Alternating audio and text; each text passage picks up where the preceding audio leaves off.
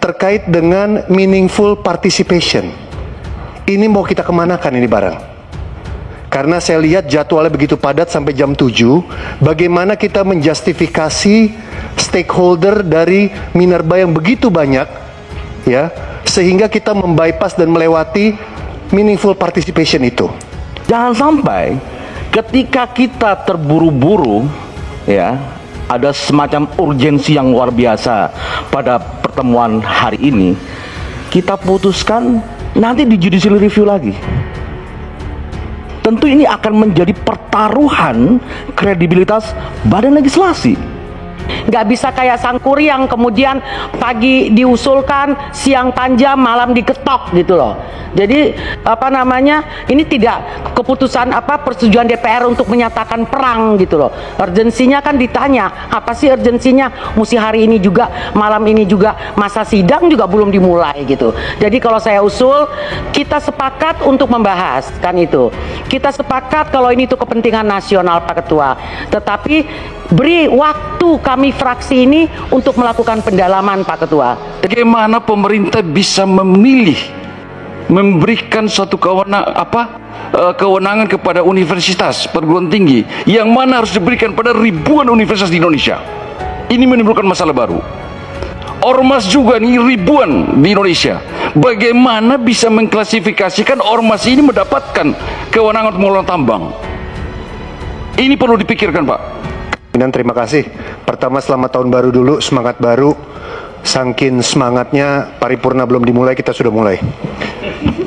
Yang kedua, pimpinan, saya tidak masuk dalam substansi dulu, karena menjadi tugas saya sebagai anggota Balek untuk kita bersama menjaga marwah dari badan legislatif yang terhormat ini, terutama ketika kita di awal-awal sidang setelah pelantikan waktu itu punya komitmen yang bersama agar proses pembuatan undang-undang ini dijalankan dengan benar dan dengan seluruh-seluruhnya. Untuk itu, karena ini siarannya live, terus terang saya juga menjadi salah satu orang yang mempertanyakan soal naskah akademik tadi. Ya kayaknya kok nggak mungkin kita bikin undang-undang tanpa membaca naskah akademik. Lalu dikirim 30 menit sebelumnya, panjangnya 78 halaman, mohon izin saya belum sempat baca. Mohon maaf saya belum sempat baca. Ini termasuk tanggung jawab saya kepada konstituen saya di Jakarta Timur bahwa anggotanya belum sempat baca naskah akademik sebelum bikin undang-undang. Yang kedua, pimpinan, terkait dengan meaningful participation. Ini mau kita kemanakan ini barang? Karena saya lihat jadwalnya begitu padat sampai jam 7, bagaimana kita menjustifikasi stakeholder dari Minerba yang begitu banyak, ya, sehingga kita membypass dan melewati meaningful participation itu. Nah, ini juga harus kita pertanggungjawabkan. Terkait dengan substansi yang pimpinan sampaikan di awal, tadi pimpinan menyampaikan tentang hilirisasi, kemaslahatan masyarakat, itu kita sepakat. Saya paham betul hilirisasi itu bisa menciptakan begitu banyak lapangan pekerjaan, tapi tentunya dengan banyak catatan tadi, ya. Beberapa pasal sudah kita baca, saya sudah siap melakukan pendalaman juga, bahkan sudah siap juga untuk melanjutkan di panitia kerja. Tapi mungkin please pimpinan, dijelaskan kepada kita dan kepada masyarakat agar marwah dari Balek ini terjaga. Saya 5 tahun di periode lalu di Balek juga konsisten dari sejak dilantik sampai selesai masa jabatan, dan ingin menyaksikan satu proses yang berbeda. Pertama, di awal dulu naskah akademik tadi belum sempat kita baca. Saya nggak tahu yang hadir di sini sudah baca belum. Kalau sudah ada yang baca, tolong summary-nya, pointernya di WA ke saya biar agak cepat ada contekannya. Yang kedua, tentang partisipasi publik. Ini nggak bisa, ini diatur dalam tatib dan diatur dalam undang-undang. Saya rasa itu dulu pimpinan yang bisa saya sampaikan. Terima kasih. Wassalamualaikum warahmatullahi wabarakatuh. Merdeka. Terima kasih. Merdeka. Terima kasih pimpinan. Khalid dari fraksi PKS. Saya kira kita harus betul-betul menjadikan putusan MK terkait meaningful participation sebagai pandangan yang menjadi bobot yang sangat penting. Kenapa demikian? Karena begitu banyak undang-undang yang di judicial review itu mayoritas adalah masalah prosesnya, pimpinan. jangan sampai ketika kita terburu-buru, ya, ada semacam urgensi yang luar biasa pada pertemuan hari ini, kita putuskan nanti di judicial review lagi. Tentu ini akan menjadi pertaruhan kredibilitas badan legislasi. Sehingga kita harus memperhatikan putusan MK dengan sangat jelas mengatakan proses pembuatan undang-undang itu memiliki 3 pilar. Hak warga untuk didengarkan, hak warga pendapatnya dipertimbangkan, dan hak warga mendapatkan penjelasan yang jelas. 3 pilar inilah yang harus menjadi pegangan kita. Kalau kita tidak merujuk kepada putusan MK ini, maka proses legislasi kita akan mengalami krisis legitimasi. Jadi mohon izin pimpinan, saya tidak masuk ke substansi karena begitu banyak nanti akan kita bicarakan. Tapi menegakkan legitimasi, kredibilitas badan legislasi adalah tugas kita semua. Terima kasih. Assalamualaikum warahmatullahi wabarakatuh. Waalaikumsalam warahmatullahi wabarakatuh. Silakan Bu Evita. Pimpinan. Baik, terima kasih Bapak Pimpinan. Saya rasa tadi apa yang disampaikan oleh teman-teman, pada prinsipnya kita sepakat untuk merevisi undang-undang ini. Namun demikian, karena tadi disampaikan materi baru kita terima dan lain-lain, kita ini perlu waktu untuk melakukan pendalaman. Apa yang untuk kebaikan dan kepentingan nasional, saya rasa semua anggota itu sepakat. Tadi disampaikan bahwa revisi undang-undang ini berdasarkan putusan MK. Putusan MK itu nggak satu pasal loh, ada beberapa pasal. Nah, bagaimana kita melakukan harmonisasi dan sinkronisasi dengan undang-undang lain, itu juga harus kita pikirkan. Dan perubahan daripada pasal-pasal yang ada itu juga nggak sedikit.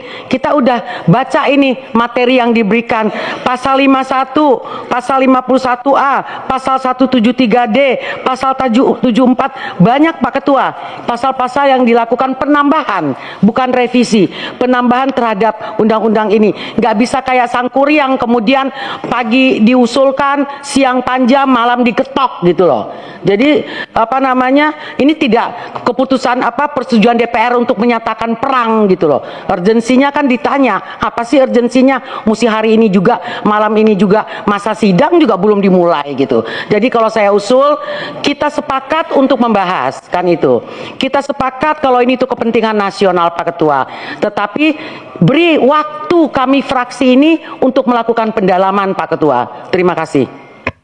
Sejak dimulainya pembahasan ini, saya sendiri tidak memahami tentang undang-undang mana yang dirubah, mana yang tidak dirubah, yang seharusnya disiapkan matrik Pak, supaya kita paham Pak, supaya jelas mana yang dirubah dan tidak dirubah.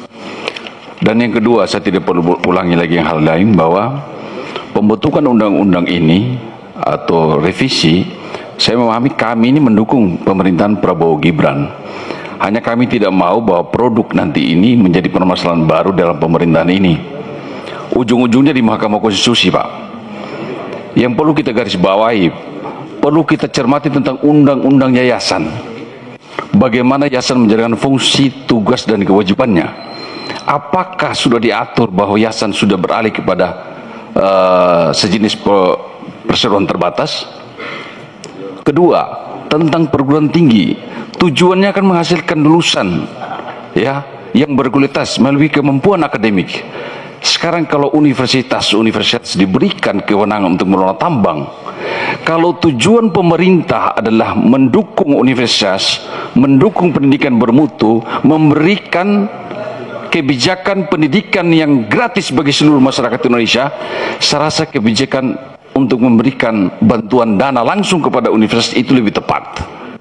Sepanjang kita belum mengatur bagaimana undang-undang universitas atau perguruan tinggi itu disesuaikan dengan pengelolaan tambang.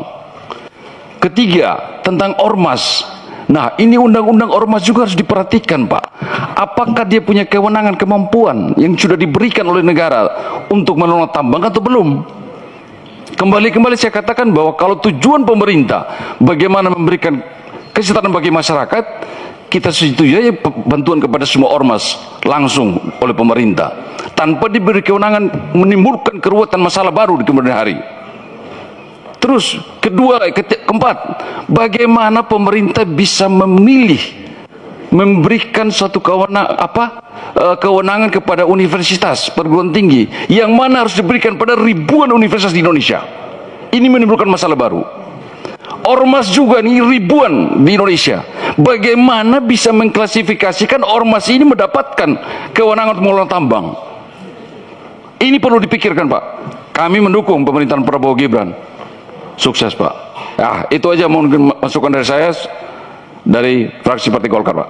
Terima kasih. Terima kasih. Silakan pimpinan.